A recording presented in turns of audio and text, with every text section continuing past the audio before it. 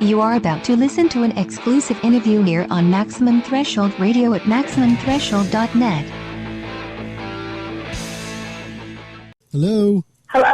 Daisy. Hey, how's it going? Oh, pretty good. How you doing? Oh, Daisy. I'm doing wonderful, thank you. Oh, cool. Hey, I'm glad to have you back on the show here. Hi, Daisy. We got Dave and Michael here in the studio also here. Hi, Daisy.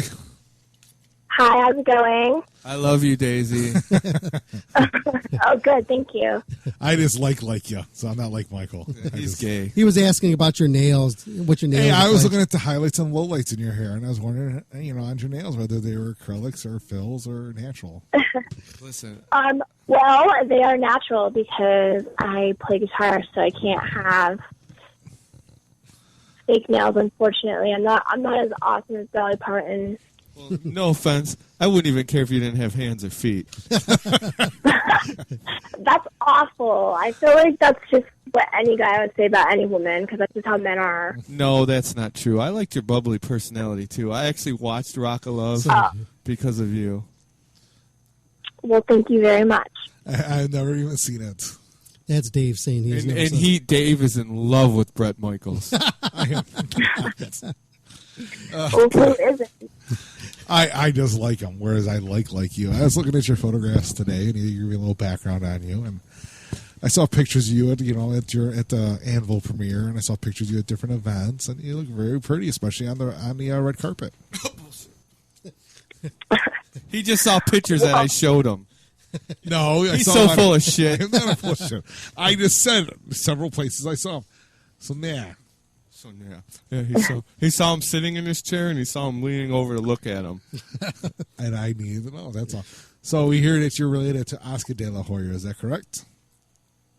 Yes, I am. And how are you related, if I may ask? Oh, well, he's my uncle. He's my brother's dad, or he's my dad's brother. Sorry. So basically, if a dude treats you wrong, everybody in the family is going to beat their ass. I guess I really don't have a close personal relationship with anybody in my family, so I'm sort of on my own. Really? And are you now? I'm not trying to sound racist, but are you of Hispanic background? Yes, I'm very Spanish. So no. The reason I'm asking is because I dated a Spanish girl, and their families are usually very, very tight knit. And the first words out of their mouth was, "Little white boy, you piss us off, we kill you." I'm like, dude, my God, that was the worst Hispanic accent that was her I've uncle. ever heard. That was her uncle. I swear to God, her uncle did that to me, and I was a foot and a half taller than him. He's like, "Little white boy." Like, I'm a foot and a half taller than you. Traditionally, Spanish families, Italian families, they all come from very big families, which I definitely have a lot of cousins and nieces and that I just don't even know who any of them are. That I've had the pleasure of going to family gatherings and just like endless amounts of this is your cousin and I'm like, oh my God. But I definitely grew up with some different circumstances in my life, and I ran away from home when I was 15, so I'm kind of the black sheep, definitely, of my family. You're the hottest sheep I've ever seen. It sounds like you need a hug. Come here. I was talking to Dave. I don't do hugs. You don't do hugs. She's a smart girl not to be around you, Michael. Come here. Give you a hug. Does this smell like chloroform? So you're a musician now. You play guitar. I'm not saying now, but I'm saying currently you're a musician. So what's going on with that? You have a band? Are you playing out? Are you recording an album? Are you seeking management? I actually have been doing music for quite some time, since I was 18, so this isn't really anything that's new. It's just at this time period now I'm getting ready to do my very own band, because at those times I was performing in other people's bands, and so I'm getting ready to debut my album with my band, and my band is called Mechanical Animals. And we actually had gone on tour last year. We did like a full national tour, and now I'm just getting ready to finish up the production and start working on what will be the single and hopefully a video. And I'm really, really, really excited about it. And we're also doing a project along with that called Pledge the Music, which is basically, where fans can go and they donate a certain amount of funds towards whatever project the band is working towards, such as a video or sort of like a Kickstarter. tour or merchandise. And fans get exclusive content as a part of that, and also 10% of the proceeds go to charity.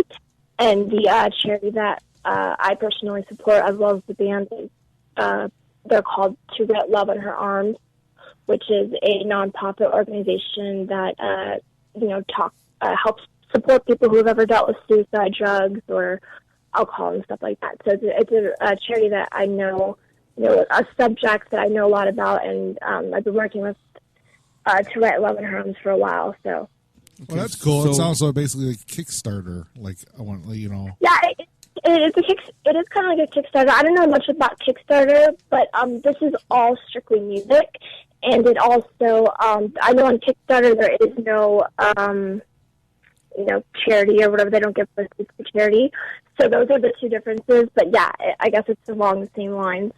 So where's this band based out of? Well, I am, based out of Los Angeles. I mean, it's based out of wherever I'm based out of because I'm the, writer and sort of like a, 9 Inch Nails, Trent Reznor. You're not going to have 9 Inch Nails without Trent Reznor, and he can go anywhere in the world. So, yeah. But we are definitely West Coast based. Okay, so let me ask you this, because like I said, I did watch Rock of Love. And you've been in a couple other reality shows. Has that helped or hindered your career as a musician?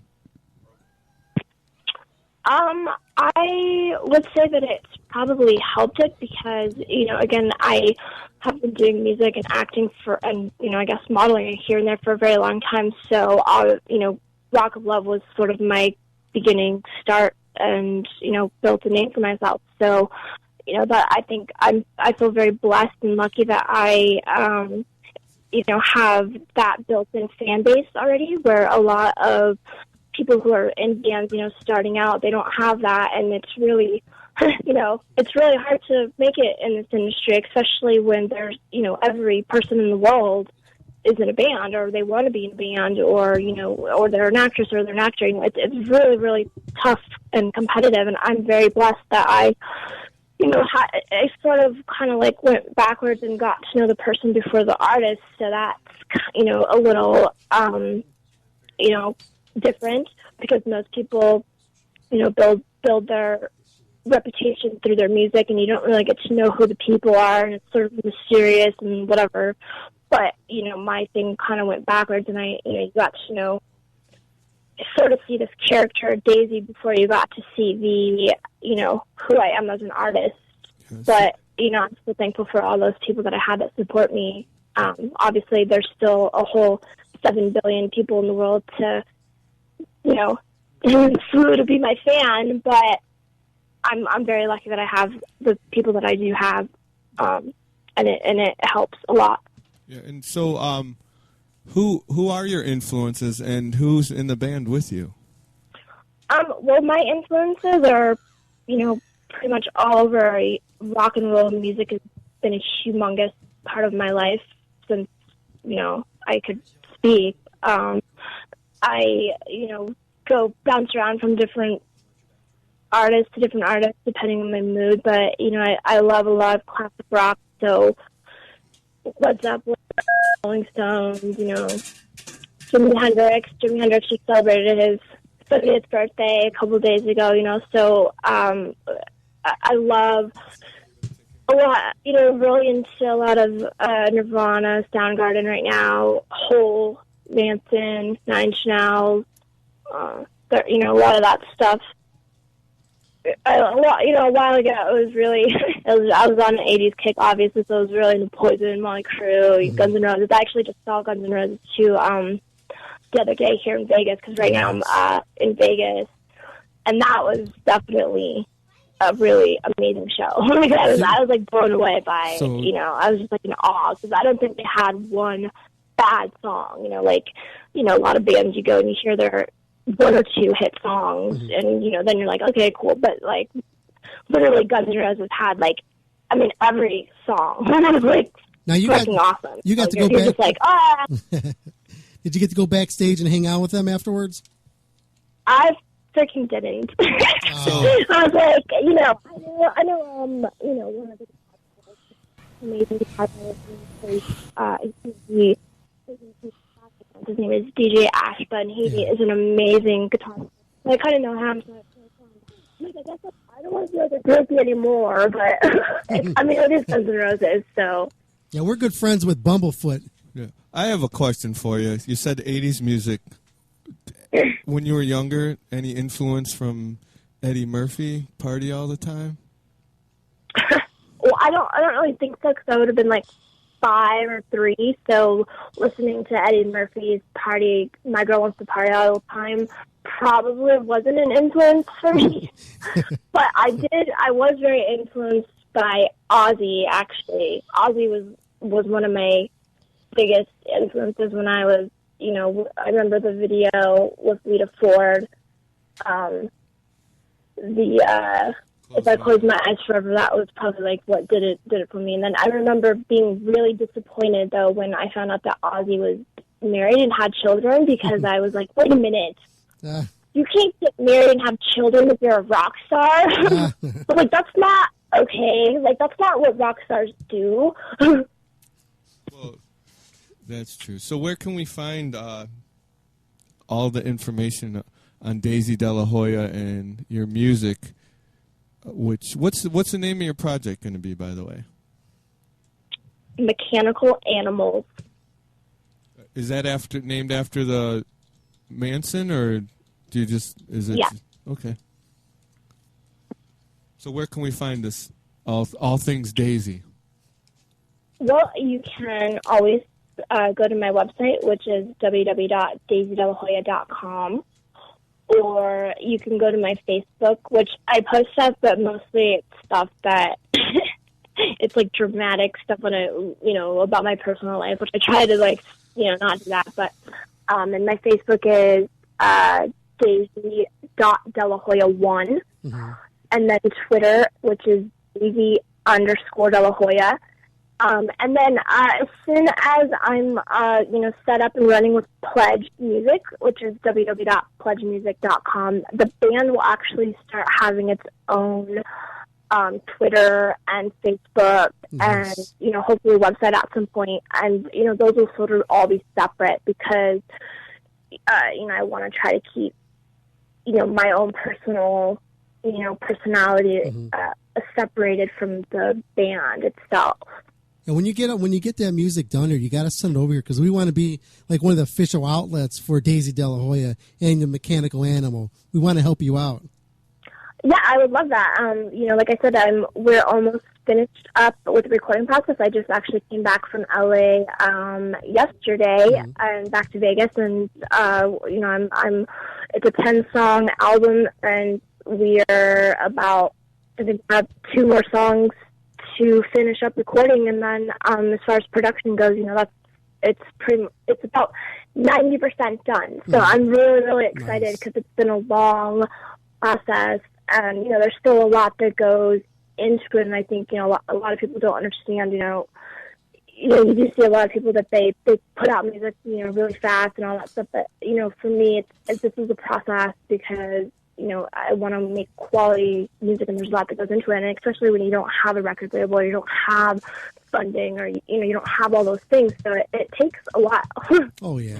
And I wrote everything majority by myself. I don't have a band, technically behind me. I have a drummer, my drummer, who his name is Chuck Irwin, and he actually drums, he drums for a lot of people, but he's my sort of partner in crime. And then other than that, I just been working with a producer. So it's a lot easier that when you have like a band, you have 4 people or whatever that you can just like bounce ideas off of. But when you're sort of like alone in your room or whatever, just writing guitar, it gets a little tedious and it's hard. But I'm very proud. I'm very excited that I'm able to do this. Like I'm just so excited about the whole situation because I listen to these songs and I'm like, oh my God, I wrote that. It's like really exciting. I can't wait to see what happens next, and hopefully, any other stuff that I write it'll just continue to be better and better and better. Because that's what I hope for. Gotcha. Well, Daisy, we're gonna have to let you go, but before we do, can we have you cut a promo ID for our radio station? Tell us who you are. Say something crazy, profess your love for me, whatever you want to do. Yeah, say like your name. Say you love Michael or something like that, and say you listen to Maximum Threshold, and throw some crazy out at the end of it. All right. This is Daisy Delahoya, and you're listening to Maximum Threshold, and we love orgies. That was good. We'd buy that. Okay, Daisy. Hey, I want to thank you very much for being on the show here tonight, and definitely want to get you back on here, especially when your music gets done, so we can help promote it and do what we do best over here. Oh, I have one more question. Are you still friends with Bret?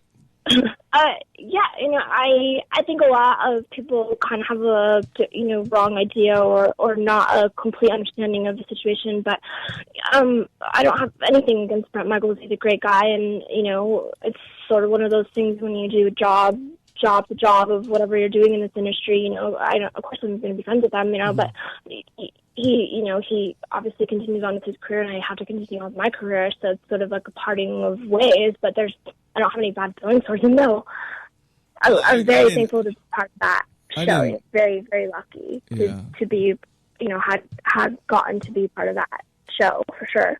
Yeah.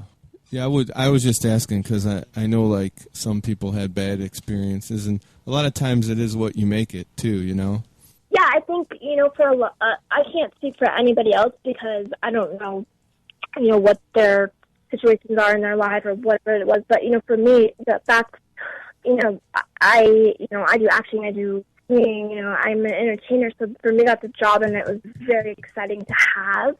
And so I sort of understood more of what was happening and what the purpose was, and all those things, because that's as an actress or whatever in the entertainment industry, you sort of just have that understanding of the situation.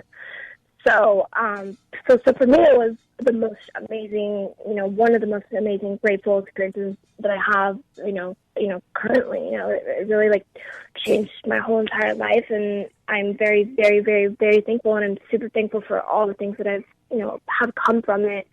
But it's definitely time to move on to the next phase of, who I am and what I'm doing. So I'm excited that I'm able to do that as well. Okay, Daisy, hey, we want to thank you very much again for being on the show here. And like I said, we'll get you back on here as soon as you got something else you're out there pushing, okay? Awesome. Thank you very much, guys. And have yourself a wonderful evening. Okay, you too. Thank you. You're welcome. Bye, Daisy. Thank you for listening to an exclusive interview here on Maximum Threshold Radio at MaximumThreshold.net.